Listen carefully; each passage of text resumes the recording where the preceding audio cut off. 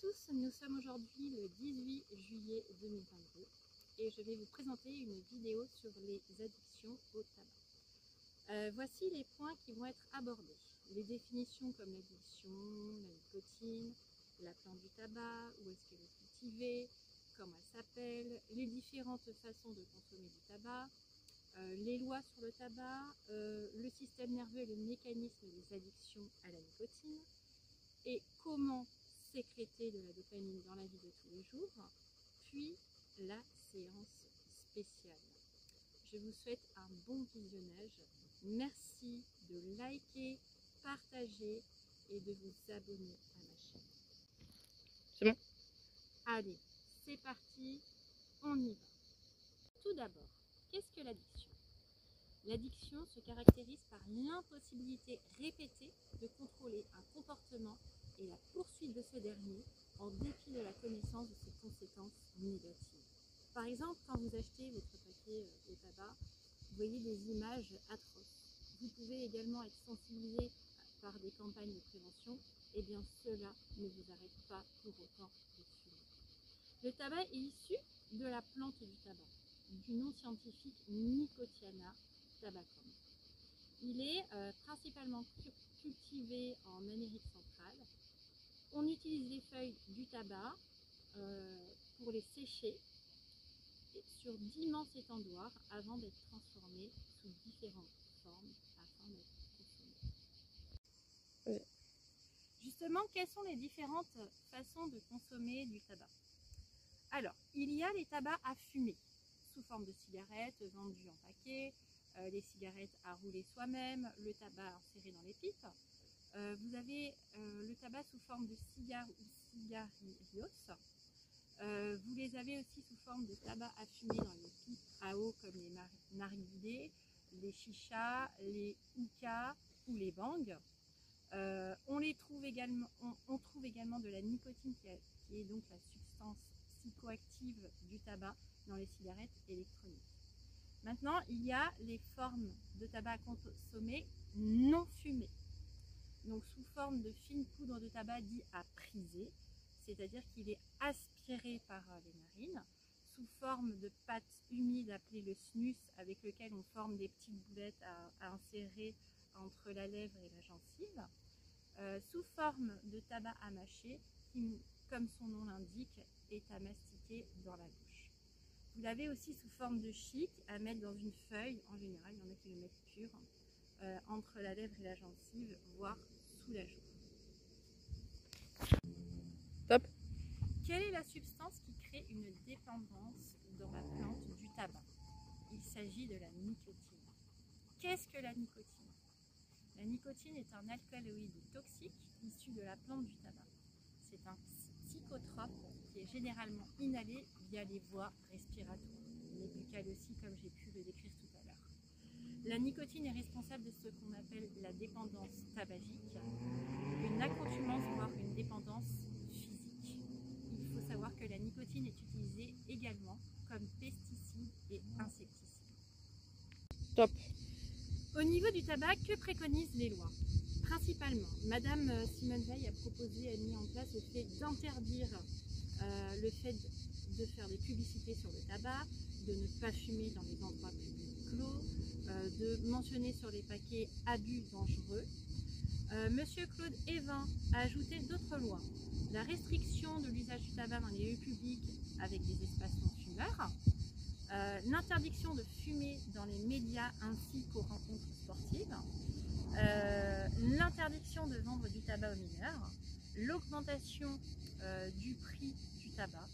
À noter qu'il en est de même pour le vapotage. Après, il y a eu des changements sur les paquets. Par exemple, des images choc, le nom des marques qui figure une seule fois sur la face du paquet. Et il faut savoir que depuis le 1er février 2007, tous les établissements scolaires sont entièrement non-fumeurs. Vous souvenez-vous comme c'était avant? Au lycée, on avait le droit de fumer dans la cour. Au travail, on avait une salle de pause, fumeur, chauffé. Ah oui, les murs étaient marrons de nicotine. C'est normal car au contact de l'air, la nicotine devient marron. Au restaurant, on nous demandait si on souhaitait consommer dans la partie fumeur ou non fumeur. C'était pareil pour les avions et les trains et j'en ai plus. Aujourd'hui, c'est terminé et ce n'est pas plus mal pour les non-fumeurs. On va passer à la théorie. Donc, que se passe-t-il dans notre corps quand on fume? Pour cela, je vais vous présenter brièvement le système nerveux et je vais vous démontrer par là que ce n'est pas vous qui fumez, mais un mécanisme qui fait que c'est votre cerveau qui vous donne envie de fumer. Allez, on commence. Le système nerveux est un réseau très complexe de cellules nerveuses appelées aussi des neurones. De cellules qui font circuler des signaux et des messages provenant du cerveau et de la moelle épinière vers les différentes parties du corps.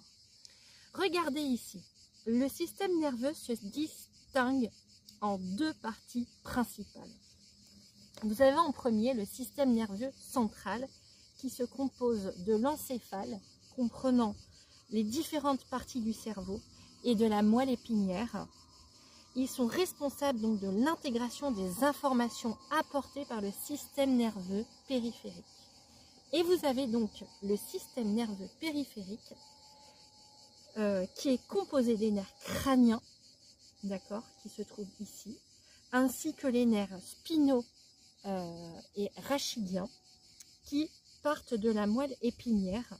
Leur rôle est de transporter les informations appelées les influx nerveux au système nerveux central. Le système nerveux est constitué de cellules appelées des neurones. Par exemple, le cerveau humain en compte près de 100 milliards. Leur rôle est de transmettre un message nerveux, à savoir que la transmission du message nerveux est aussi rapide que l'électricité conduite dans un fil électrique. Voici le schéma d'un neurone. Il possède un noyau, comme la plupart de nos cellules. Il y a des dendrites qui ont un rôle de véritables antennes. Il y a un corps cellulaire qui permet le prolongement des dendrites et de l'axone. Justement, on observe ici l'axone, qui est une fibre nerveuse qui va laisser le message nerveux donc, dans ce sens-là, donc des dendrites jusqu'aux synapses, qui est donc ici un message nerveux de nature électrique. Il y a les synapses ici qui vont permettre de transférer le message nerveux à d'autres neurones et ainsi de suite. Imaginez ces 100 milliards de neurones qui communiquent entre eux via des messages nerveux électrochimiques. Ils permettent de véhiculer diverses actions comme des commandes de mouvement, des sensations, des pensées, etc., etc. Le but d'un neurone est de transmettre un message nerveux. Les neurones sont comme entremêlés entre eux et peuvent communiquer via les axones qui se relient aux synapses, les synapses qui ne sont pas tout à fait collées entre eux. Effectivement, il y a une fente synaptique entre les deux. Un neurone peut avoir plusieurs milliers de synapses et c'est comme un réseau de communication. On dit que le message est électrochimique. Effectivement, le long de l'axone, le message électrique est au niveau des synapses. Donc, le message est chimique. Lorsque le message électrique passe par la terminaison nerveuse, il rencontre une fente synaptique. Comme il y a un espace dans la fente synaptique, il ne peut plus passer, sinon il y aurait un court-circuit. Le message se poursuit donc de manière chimique à l'aide de vésicules contenant les molécules des neurotransmetteurs, les petits points rouges que vous voyez ici. Le neurone 1 expulse les neurotransmetteurs vers les récepteurs membranaires situés sur le neurone 2 qui déclenche une réponse électrique permettant ainsi à leur tour de communiquer avec les autres neurones et ainsi de suite. Voici un schéma d'une comparaison d'une synapse normale, d'accord, que vous pouvez observer donc à gauche, et une synapse stimulée par de la nicotine. Lorsqu'on observe la synapse normale, on remarque qu'elle sécrète de la dopamine. Oui, pas autant que l'autre synapse stimulée par la nicotine. L'activité électrique est normale, les récepteurs de dopamine ne sont pas surstimulés. Même quand on ne fume pas, on peut sécréter de la dopamine. Je vous explique les techniques après. Lorsque l'on observe la synapse stimulée par la nicotine, on remarque que les récepteurs nicotiniques et les vésicules sont en grand nombre. Et ils transportent de la dopamine et les récepteurs sont débordés. On observe une suractivité neuronale, les neurones sont surstimulés. Effectivement, quand vous fumez, vous absorbez la nicotine qui se fixe aux récepteurs nicotiniques du cerveau, entraînant donc la sécrétion de dopamine qui rejoint le circuit de récompense qui se situe dans le noyau latéral et le noyau ventromédian de l'hypothalamus qui est situé dans votre cerveau. Ce mécanisme fait que l'on devient addict à ce dernier. Parce que le corps est bien fait, il élimine la substance psychoactive. Et du coup, la cellule continue son intense activité. Et il faut augmenter la dose de cette dernière pour obtenir le même effet. Entre nous, est-ce que la cigarette que vous fumez fait le même effet que la ou les premières que vous avez fumées? Non.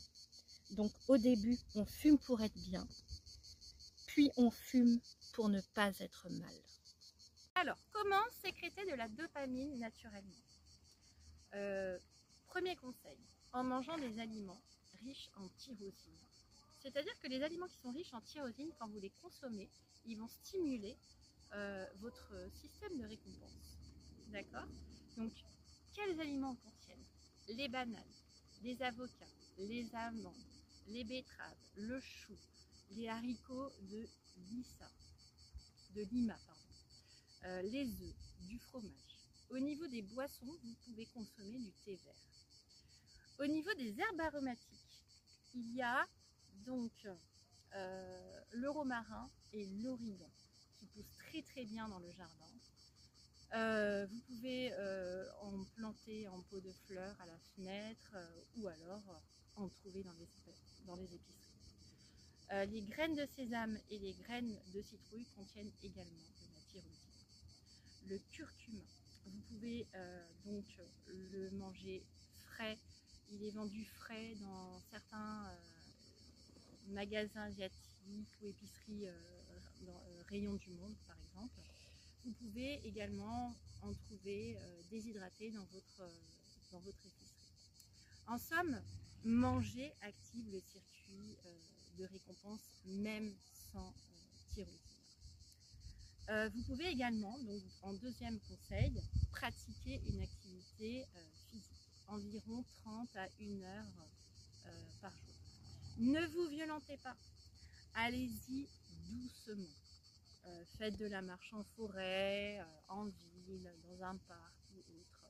Pratiquez des sports relaxants, comme le yoga. J'y ajoute la méditation pour stimuler votre créativité. Faites aussi du qigong. C'est vraiment pas agressif pour les articulations et ça permet de régénérer les organes. Faites le sport que vous voulez, surtout, toujours avec l'accord de votre médecin. S'aimer, bien évidemment, en fait partie. En troisième conseil, écoutez de la musique. J'y ajouterai danser sur votre musique préférée et vous aurez fait votre sport. Danser, ça transcende le corps. En 4, s'exposer au soleil. Entre 10 et 20 minutes par jour. D'une part, vous sécrétez la vitamine D, qui est excellente pour votre santé. Et de 2, les rayons du soleil permettent d'augmenter le nombre de récepteurs de la dopamine au niveau de vos neurones. C'est pas mal ça? En 5, se faire masser ou s'auto-masser. À moindre coût, vous pouvez trouver des kits de massage dans les magasins spécialisés ou si vous avez les moyens de vous faire masser, allez-y. En 6e conseil, dormir suffisamment. En 7e conseil, prendre une douche froide entre 14 et 15 degrés Celsius. Attention à l'hydrocution. Allez-y toujours en douceur, en commençant par les pieds. Et puis en plus, si vous êtes frileux, ne vous torturez pas. Et puis, il y a aussi le fait de caresser un animal. Et voilà, mon petit Newton qui est toujours prêt à faire du papouille. Hein, mon petit Newton? Oh ben oui, hein. Oh là là, il a chaud, lui. Il a chaud.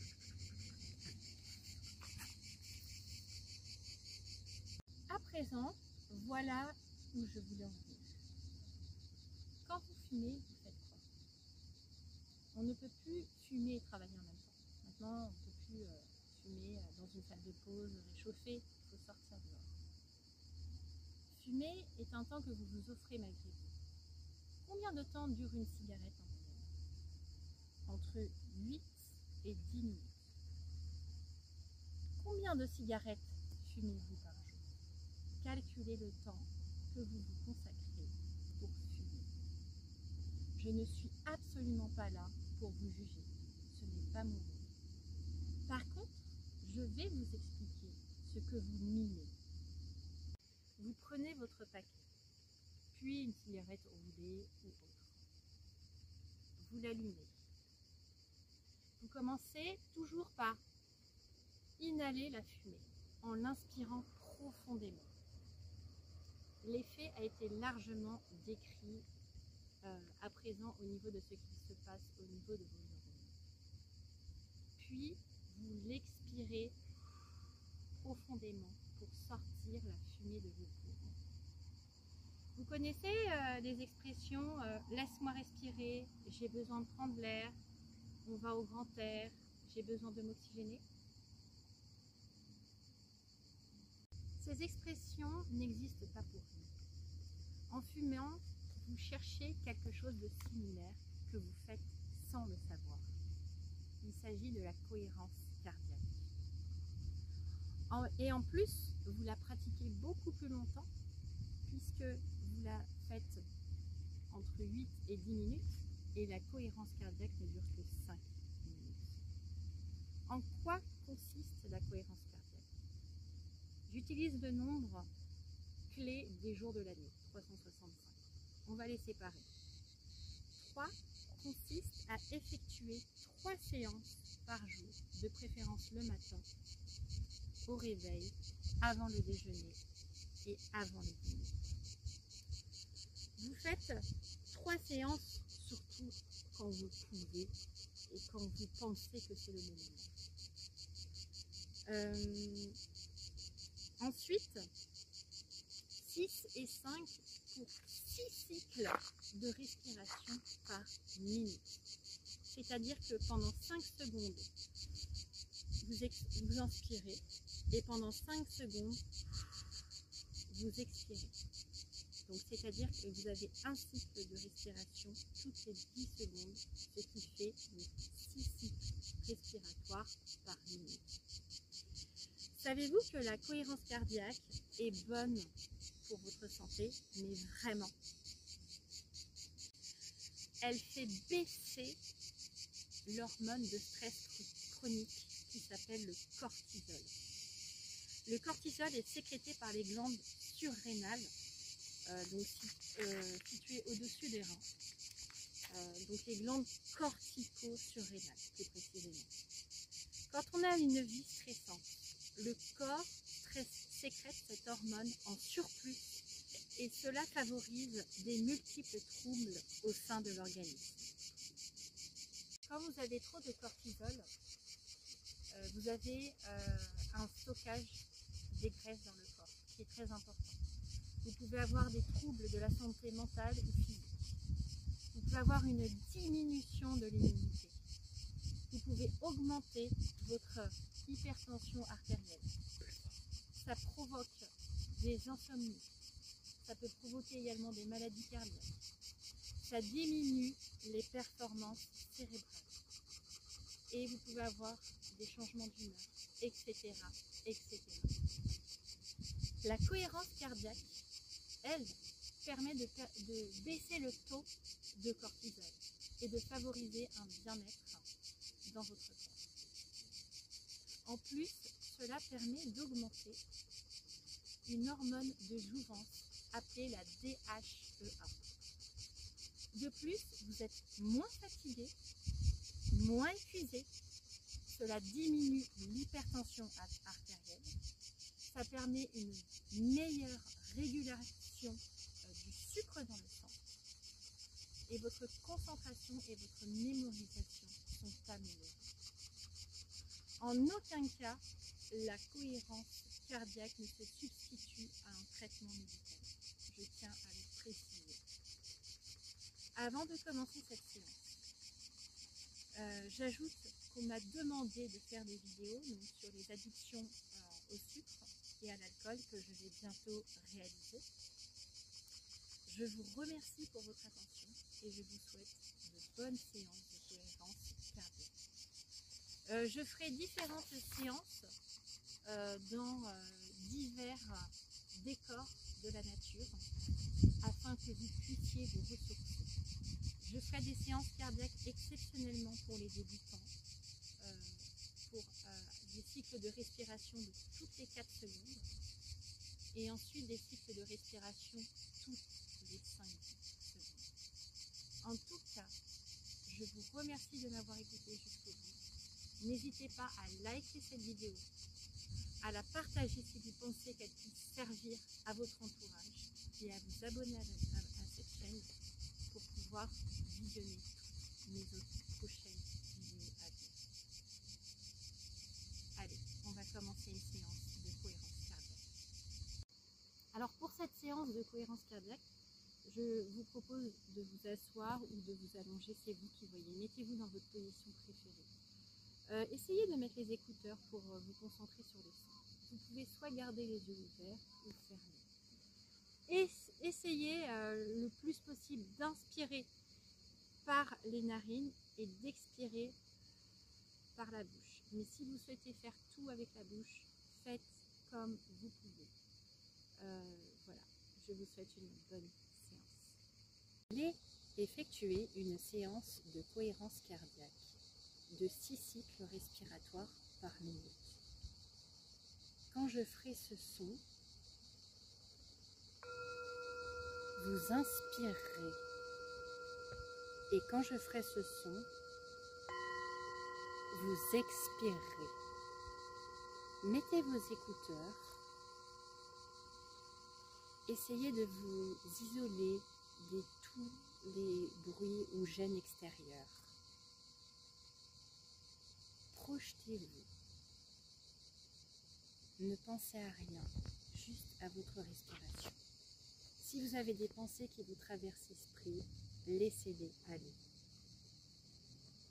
On va bientôt commencer.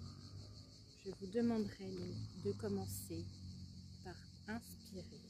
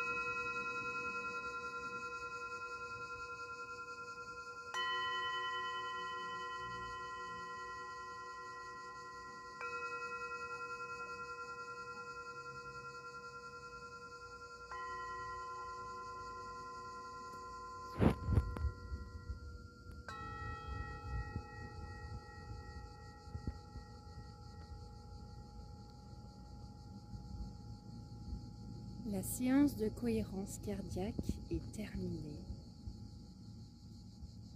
Cette vidéo est terminée. J'espère qu'elle vous a plu. Et si c'est le cas, n'hésitez pas à la liker, à la partager avec les personnes que vous pensez qu'elles en ont besoin. Et vous abonner à cette chaîne pour pouvoir avoir accès à mes prochaines vidéos. Au revoir et prenez bien